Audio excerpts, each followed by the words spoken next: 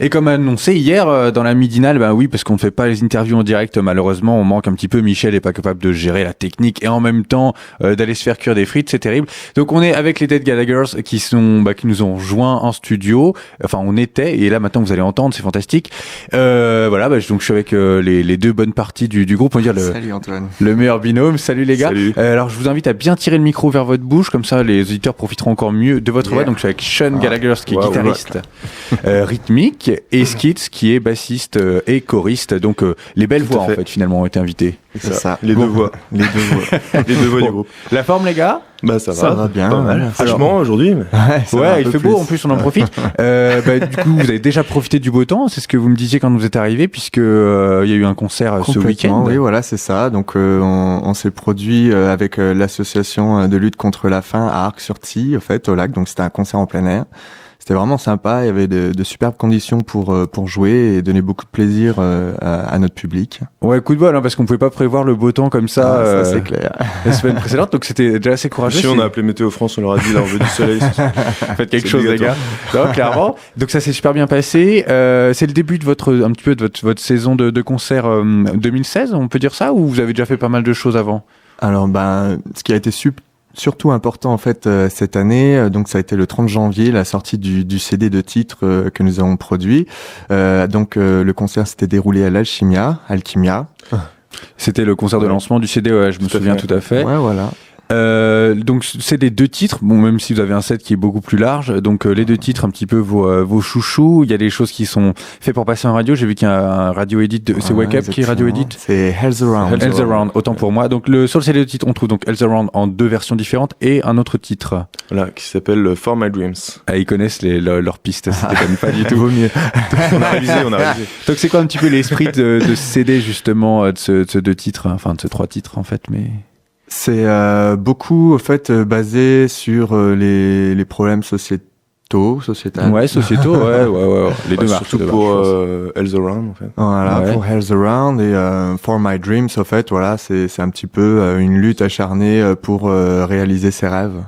Voilà. Donc il y a quand même cet esprit un petit peu revendicateur et en même temps personnel. Donc sur les deux aspects du groupe, on peut dire que c'est ça, les deux aspects du groupe, c'est on revendique et en même temps on vend un peu de rêve quand même et on a envie de suivre ses rêves. C'est ça, et une partie, en fait on se dit pas on va écrire sur tel ou tel sujet, ça vient comme ça. Soit il y a quelque chose dans l'actualité ou dans le monde qui nous incite à en parler dans une chanson, soit c'est des choses plus personnelles, un peu plus introspectifs. Alors tout le monde dépend vraiment des titres. En fait. Ah oui, j'imagine. Du coup, parce que vous avez quand même un sacré set. Il y a combien de chansons que vous êtes capable dans l'absolu de mettre dans une maquette là? Vous seriez à combien de morceaux? On en a 8. Ouais, alors actuellement 8, bientôt 9. Voilà, bientôt 9. Il y en a une qui va bientôt sortir. Ouais, de quoi faire un bel EP déjà, ou voilà, un début d'album quoi. Qui va être, d'ailleurs, on escompte enregistrer un EP donc à la fin de l'année. À la fin de l'année. Donc à la fin de l'année, donc c'est-à-dire novembre-décembre quoi. Voilà. Ouais. Parce que ça, on parle d'année scolaire, parce que sûr c'est bientôt. Donc on parle d'année calendaire, pas scolaire. Est-ce que vous avez déjà enregistré un de vos lives? Est-ce que vous en faites pas mal du coup? Finalement, je me demandais si on pouvait. Oui, ce serait fort sympathique de faire ça avec vous. Écoutez, si vous voir, on dit pas non. Ah si, on kifferait bien. Faut voir. Cool, faut qu'on en parle au niveau de matériel, de tout ça. Mais ouais, ça pourrait être intéressant. Ça peut être super cool. D'ailleurs, en parlant de live, donc il y a un live ce week-end, samedi, le 26, si je dis pas de bêtises. Exactement, voilà, c'est ça. À l'Univers. Il y a un autre groupe avec vous? Vous êtes Oui, il y a un autre groupe qui s'appelle Joker. Ouais, on les aime bien ou pas? Ouais, c'est un groupe cool, c'est un peu funk rock. Et si, ils ont l'air de bien assurer. Ouais, vous avez jamais joué avec, par contre? Non, on n'a jamais joué avec eux. On les a déjà rencontrés une fois il y a quelques mois de ça. Temps, ouais, la vapeur, là où nous répétons. Mais on n'a pas eu le temps de beaucoup discuter, donc c'est l'occasion aussi de rencontrer d'autres groupes de la scène dijonnaise. Et... faire de belles rencontres, exactement. Ouais, des fois ça fait évoluer aussi les projets perso de croiser complètement. C'est aussi participatif, enfin on peut avoir de nouveaux contacts pour faire des projets ensemble. D'accord. Et on est dans une association qui s'appelle la STA, on fait partie de cette association qui fait jouer des groupes en fait à Dijon, qui propose des studios de répète en fait à location. D'accord. Et ils font aussi des tourneurs, hein. Ils font aussi un set tourneur. Enfin, ils vous proposent de faire des dates de concert. Ils proposent aussi quelques dates. Je sais qu'ils sont en partenariat notamment avec la Péniche Cancale et d'autres salles dijonnaises. D'accord. Et ils proposent dans ces lieux, donc en partenariat, de faire des concerts dans l'année avec des groupes qui répètent dans leurs locaux en fait. D'accord. Alors eux ils travaillent aussi avec la vapeur du coup si j'ai bien suivi STA ou c'est à part, c'est deux choses différentes. À part, hein, je pense qu'il y a des collaborations aussi qui Voilà, se c'est font, plus mais collaboratif voilà. D'accord. Voilà. Donc les lieux forts quand on est un groupe de rock à Dijon, il y a la vapeur pour répéter, et puis hypothétiquement pour jouer aussi, mais ça commence à être une belle scène. Enfin, après il y a quoi d'autre? Il y a donc l'univers pour jouer parce qu'ils font souvent des concerts. Vous c'est quoi? Kimia aussi, Ouais. Il y a plusieurs bars qui font jouer à Dijon. C'est quoi vos salles que vous aimez bien justement à jouer, le public il est sympa dans quel endroit? Ce qu'on avait bien aimé aussi, c'était notre concert l'année dernière au BAM Jam. Ouais. Je trouvais que l'ambiance était vraiment formidable. J'allais dire la même chose. Les gens, c'était rappel sur rappel, c'était vraiment bon délire. C'est cool. C'était vraiment cool. Très très bien. Et à contrario, le bar où c'était le plus compliqué, pas forcément à cause du bar parce que des fois c'est les mauvaises dates et tout ça, mais où est-ce que ça a été la moins bonne expérience? C'est pas vraiment dans un bar la plus mauvaise expérience. Enfin, si on peut dire mauvaise expérience, c'était quand même enrichissant d'une certaine façon. On a joué pour une association, je sais plus comment elle s'appelait, mais c'était pour des anciens alcooliques en fait. Dépendance 21. Dépendance 21, c'est ça. Ah ouais. Alors c'était pas une mauvaise expérience foncièrement, mais c'est vrai que le fait qu'il y ait pas cette possibilité d'offrir des boissons alcoolisées aux gens, on s'est dit peut-être que c'est ça qui a pas. Ouais, ça a pas attaqué l'esprit. Voilà, peut-être qu'il y avait une histoire de communication aussi. Ouais. En tout cas, c'est vrai qu'on avait eu un public assez limité à ce moment-là. Même si on a joué quand même dans la salle Taboureau à Saint-Apollinaire, qui était quand même une salle. Oui, c'est une belle salle, une belle salle bien grande et tout. Très belle scène, hein. Mais il n'y a pas eu le public escompté, quoi. Voilà, c'est ça, on n'a pas eu. C'est une chose qui arrive. À l'époque, on n'était pas encore les Dead Gallagher, il faut le dire, on s'appelait Sleeping Hurricane. D'accord.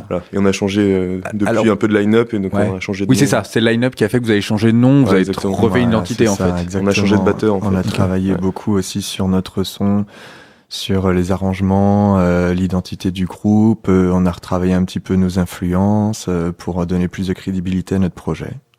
D'accord, donc on va dire un peu la maturation en fait. Vous êtes arrivé à maturité.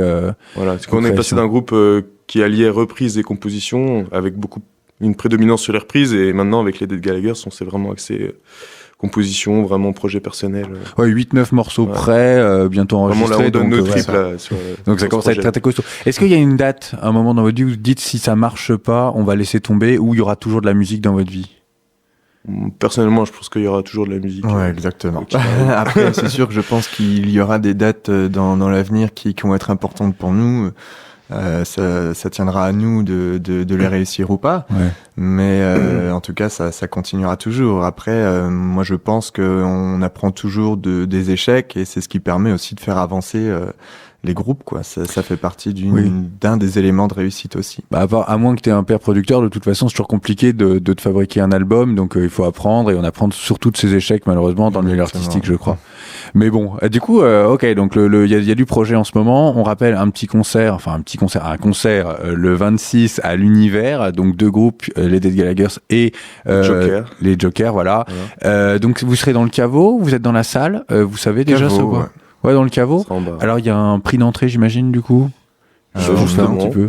Justement, on avait décidé de faire entrée libre, et ce qu'on va faire, c'est qu'on mettra sûrement un petit stand à don.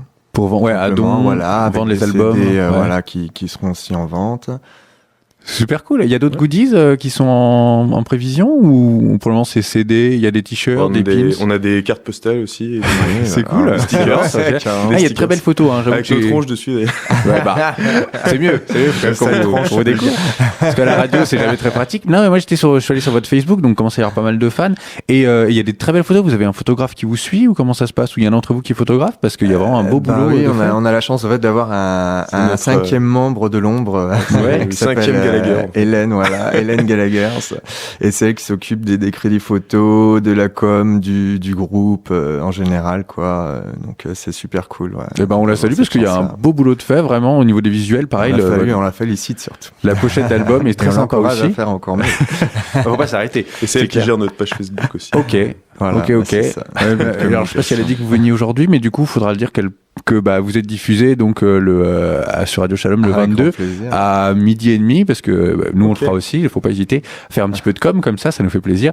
Donc on rappelle vos échéances, vos dates. Et c'est quoi, est-ce qu'il y a quelque chose, vous aussi, avant que je fasse le rappel justement, des choses dont vous avez envie de dire aux gens, évidemment qui viennent vous voir, mais est-ce qu'il y a des choses que vous avez envie de transmettre en plus là, comme ça ou pas trop, je prends complètement. C'est horrible, hein, c'est terrible cette ambiance. Non, déjà transmettre notre passion pour la musique. Déjà. Voilà, exactement. Notre envie de faire plaisir aux gens, à proposer un rock quand même plutôt original, je trouve, avec cette recherche de nouveautés toujours sur le feu, quoi. Et voilà, vraiment partager des bons moments rock avec le groupe, de la bonne humeur, de la bière, du boulon, ce que vous voulez. À consommer avec quand même modération pour le CSA, on le rappelle. Du whisky aussi. D'accord, oui, donc vous avez fait des alcooliques anonymes, j'aime bien, j'aime beaucoup l'idée. On les salue. Non, je t'entends très très bien. Est-ce qu'il y a un esprit Gallagher musical, une ambiance musicale qui vient un petit peu de différentes choses qui vous ont inspiré? Qu'est-ce qui vous inspire, vous, quand vous faites votre musique? Est-ce qu'il y a d'autres musiciens qui vous inspirent? Est-ce que c'est vraiment la vie? Concrètement, nos influences sont post-grunge, punk, un peu de psyché aussi, et Britpop. Ouais, c'est vrai qu'il y a quand même pas mal de Britpop, un petit côté pop-punk aussi. C'est plus pop-punk que punk, d'ailleurs. Plutôt, on écoutait beaucoup de groupes quand on était jeune. Quand on était jeune. On est encore jeune. Mais... vous n'êtes toujours pas vieux. Quand vous étiez ado, quoi. Voilà, quand on était ado avec des boutons partout sur la tronche. Donc là, on écoutait des groupes comme Offspring, comme Nirvana, comme Green Day, à l'époque. Moi, j'ai commencé par écouter du Noir Désir à l'époque. Et les premiers morceaux. Et par là, je suis arrivé à du Nirvana par Christophe qui n'est pas là, qui est par Rory, le guitariste du groupe. Et donc par là, ça m'a amené vraiment à découvrir plein de facettes, notamment de la musique rock. Le Thomas aussi, donc alias Pete Gallagher. Adore aussi ACDC avec cet aspect rythmé fort sympathique, la montée en puissance, tout ça peu aussi. Ça, c'est vrai que quand je vous ai vu sur scène, il y a ce côté un petit peu, il y a différents mouvements dans le morceau, c'est intéressant. Beaucoup. On n'est pas sur quelque chose de plat ou juste en pente. C'est vrai qu'il y a pas mal de relief entre des passages assez aériens, assez mélodiques, très rythmé, dynamique aussi, des passages des fois avec distorsion. Assez intéressant, ce mélange. On met aussi pas mal l'accent sur les chœurs aussi. On aime bien travailler justement avec tout à fait avec Sean sur l'aspect vocal. En fait. Il y a ce côté groupe où tout le monde participe activement au morceau. Il y a pas à différents niveaux. Je veux dire, il y a pas que le côté instrument. Il y a une présence et du coup les chœurs, tout ça. Et donc on sent qu'il y a une belle ambiance. Est-ce qu'on peut dire une fraternité un petit peu quand même? Ouais, bien sûr. Juste, on est un peu des frères. On a tous le même nom, Gallagher. C'est ça. C'est un clan. Déjà, c'est un clan. Il y a le clan Gallagher. Les frères Gallagher, les frères, et la frangine du coup, ou la belle-sœur, je ne sais pas. C'est pas les mêmes frères Gallagher. Ceux qui sont un peu plus connus que nous. Oui. Enfin, maintenant, ils n'existent plus vraiment ensemble. C'est ça. D'accord, donc ça c'était pour les... Alors, qui est-ce qui écrit les morceaux? Je me suis toujours posé la question aussi, pareil. Est-ce que c'est tous ensemble? Est-ce qu'il y a une idée qui vient ou est-ce que chacun apporte son morceau puis on le travaille ensemble ensuite?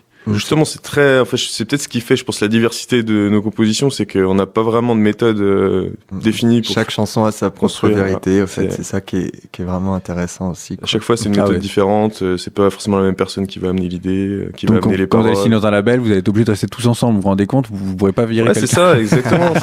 C'est assez déprimant. Là, c'est génial. On pourra pas nous voler un membre, on sera obligé de rester ensemble. Si on enlève un membre d'être Gallagher, c'est plus les Dead Gallagher. C'est plus compliqué. Ça sera plus possible.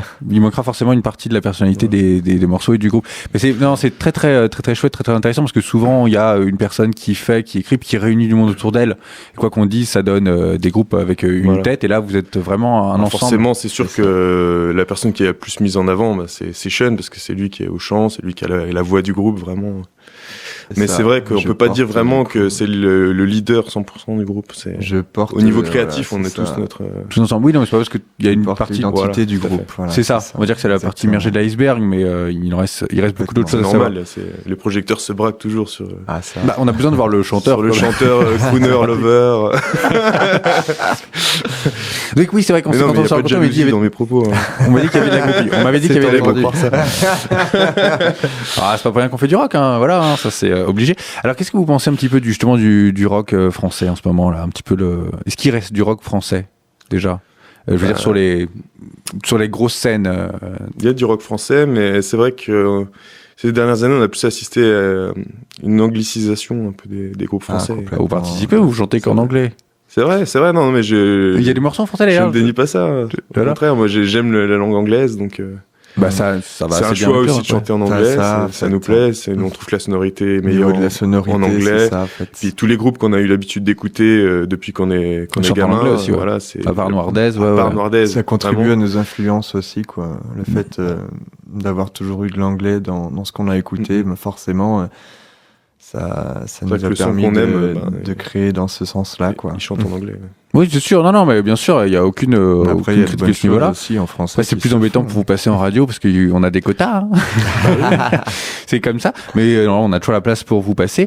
En revanche, je me posais vraiment la question de savoir un petit peu votre avis sur les groupes de rock français. Il y a les Bébés Brunes, par exemple. Est-ce que c'est vraiment du rock, genre de choses? Est-ce que vous avez un avis là-dessus ou est-ce que vous en fichez? Vous, c'est plus ce qui était avant et puis à l'international qui vous intéresse. Et de toute façon, il y aura toujours de la place pour un autre groupe de rock en France. Pour moi, mon avis est partagé, quoi. Je pense qu'au fait, le rock français est quand même assez différent du rock anglais, anglo-saxon, quoi. Donc, pour moi, c'est vraiment deux choses quand même assez différentes. Nettement différentes, ouais. Et donc, plutôt anglo-saxon, toi, personnellement, oui, c'est ce qui te après, j'avais bien aimé aussi le côté français. Les gens peuvent comprendre vraiment le fond du texte proposé sur les chansons, mais je pense que la sonorité prend vraiment clairement le dessus dans nos influences. Oui, puis on arrive quand même à retransmettre les émotions d'une chanson à travers la musicalité qu'on propose, au fait. C'est ça qui est intéressant. D'accord. Après, ce qu'on écoute, c'est vrai. Excuse-moi de te couper. Il n'y a aucun problème. Je suis là plus pour vous écouter qu'en plus que parler, donc aucun souci. C'est vrai que dans la musique rock, traditionnellement, les paroles sont pas forcément mises en avant, donc on écoute d'abord la musique et après, si ça nous plaît, on va écouter les paroles. On va s'intéresser au sens après, en fait. C'est un peu l'inverse dans la logique traditionnelle de la chanson française, où là, c'est plus des chanteurs à texte. On va vraiment chercher d'abord une belle poésie, un sens des mots. Et après, la musique vient par-dessus. Là, c'est vraiment la démarche inverse. La musique est d'abord là, et après, les paroles arrivent dessus. Ouais. Ça laisse porter aussi par l'émotion de la musique. Mais ça fait partie intégrante du groupe, quoi, de la composition. Le chant, c'est un instrument comme un autre. Alors que dans la tradition française, le chant est plus mis en avant. Oui, que le reste des instruments, tout à fait. Ouais, exact. Je crois que tu as des références musicales comme Michel Sardou, Johnny Hallyday, ça me fait très très plaisir. Alors, j'entends très très bien ce que vous dites. En plus, c'est pratique parce que maintenant les Français parlent quand même de mieux en mieux anglais, ou en tout cas le comprennent de plus en plus. Donc c'est vrai que vos textes sont pas inaudibles, et incompréhensibles par le public. Après, de toute façon, ce qui est aussi, c'est que quand on est sur scène, ce qui compte, c'est l'ambiance, l'énergie qu'on déploie, aussi. Et tout à fait. Ça parle beaucoup. C'est du non-verbal, mais c'est aussi très expressif. Est-ce que c'est quelque chose qui a évolué, votre jeu de scène, par exemple, maintenant que vous en faites pas mal? Alors, oui, plus le morceau est travaillé, plus on se sent à l'aise dessus, plus on peut se consacrer à donner du plaisir dans les gestuels et dans l'interprétation de nos chansons. Donc ça, c'est déjà très, très important. Et après, oui, on est quand même toujours à la recherche de développer cet aspect, parce que de nos jours, je trouve que c'est du 50-50, quoi. Il y a la musicalité qui représente une partie du live, et l'autre partie, c'est tout ce que l'on va mettre en place pour animer justement ce concert, que ce soit en termes visuels, en termes de dynamique, et beaucoup d'autres facteurs. Que ce soit un spectacle complet, ça. en fait. Voilà, exactement. D'accord. T'en as Biscuit aussi? Je sais plus ce que je voulais dire. J'ai la digestion. Ah oui, si je voulais dire qu'en fait, au départ, c'était un peu compliqué le jeu de scène, parce que quand on n'a pas l'habitude d'être sur une scène, on est un peu bloqué, quoi. C'est le public. Puis oui, il y a du monde. Puis dans les petits bars, on a le public vraiment ras du visage. Moi, je sais qu'au début, les premiers concerts que j'ai faits, j'avais même des crises, mes doigts se bloquaient, j'étais tétanisé. Je me souviens d'un concert qu'on a fait il y a quelques années avec un autre groupe, d'ailleurs, où j'avais pas pu finir le concert à cause d'une crampe à ma main. Le stress, mes doigts ne pouvaient plus se tendre, et j'ai dû finir juste en chantant, parce que je chantais à l'époque dans ce groupe-là, et je pouvais plus jouer. Ah, Maintenant, ça m'arrive beaucoup plus rarement, et je me sens beaucoup plus détendu aussi. Avec l'expérience, je pense aussi, ouais, c'est vrai on finit par savoir ce qu'on vaut, on doute moins. Et... Oui, puis le retour positif des gens aussi, ça permet de prendre confiance en soi. Aussi, mais c'est vrai, l'habitude aussi, le contact avec le public, la scène, ça fait qu'on est de plus en plus à l'aise, on est de plus en plus à même de se donner à fond physiquement, gestuellement. Sûr de soi aussi. On regarde moins ses pompes, on regarde moins son manche. Oui, on a le temps de jeter un coup d'œil dans le public, voir s'il y a des groupies. Voilà, et c'est très bien, c'est ce qu'on aime. Non, mais il y a une progression, évidemment. Joker. D'ailleurs, c'est le nom du groupe qui joue avec nous. Et qu'on salue. Et on les salue, d'ailleurs, on les salue. Tu l'as joué finement. Alors, bien sûr, il y a évidemment cette adaptation au public. Est-ce que vous avez un grand souvenir, Laurent, le meilleur souvenir de concert à Dijon ou ailleurs? D'ailleurs, c'est quoi votre meilleur concert? Tu veux dire de notre groupe à nous? Enfin, de nos concerts? De votre groupe, ouais, Dead Gallagher. Après, peut-être que vous avez... Pour moi, le meilleur, enfin, j'en ai deux, hein, vraiment. C'était le concert de l'année dernière à Péniche Cancale où, enfin, pour moi, la Péniche Cancale, ça reste quand même un lieu assez prestigieux pour les groupes de rock, novices. Enfin voilà, c'était vraiment notre premier concert important, on va dire, et c'est clair que ça m'a pas laissé insensible. Et le deuxième, c'était pour moi le concert de la confirmation de la maturité du groupe, donc à l'Alchimia, le 30 janvier dernier, où en plus on a fait une belle production, je trouve, dans l'ensemble. Le son était bon, toutes les conditions étaient bonnes, la salle était vraiment pleine. On a même dû circuler un petit peu pour ça m'a fait plaisir. Moi, j'étais en train de fumer une clope avec Christophe, avec Rory Gallagher, donc mon collègue guitariste dehors devant le bar. Et en fait, on savait pas, mais le concert allait commencer, ils nous attendaient tous, et quand on est rentré, c'était bondé, on a dû... c'était fantastique. On a dû nager entre les gens pour arriver jusqu'à la scène.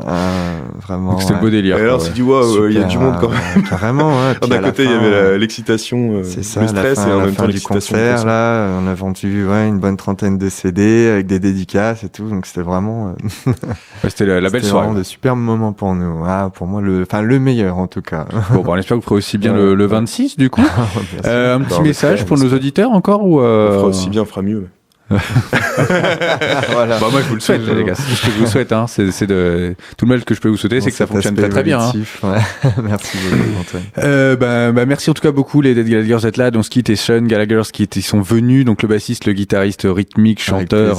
Voilà, on était très content de vous avoir sur Radio Shalom. On vous rejoint donc le 26 à quelle heure par contre? 21h 21h, voilà, donc le groupe Joker commencera les hostilités et nous on suivra juste après. Donc très très bien, donc on rappelle entrée libre, mais par contre si vous voulez participer évidemment à la vie des Gallagher, suivez-les sur Facebook, achetez leur CD, leurs goodies. On est en recherche de likes aussi sur notre page Facebook, ça c'est aussi important à dire. Tout à fait, c'est vrai. Et parce que tous les 100 likes, on fait une petite teuf entre nous, on boit un petit coup. Là, ça fait, t'es à 225. Il va falloir qu'on augmente un petit peu le nombre de likes. Donc, voilà, il faut qu'on arrive à 300 pour fêter ça. Là. Voilà. C'est pour bientôt. On compte sur vous les auditeurs. Alors à vos téléphones ou à vos ordinateurs. C'est ça. Allez, à très très bientôt et donc merci beaucoup encore une fois d'être venus les gars. Merci beaucoup à vous. Salut. Au revoir.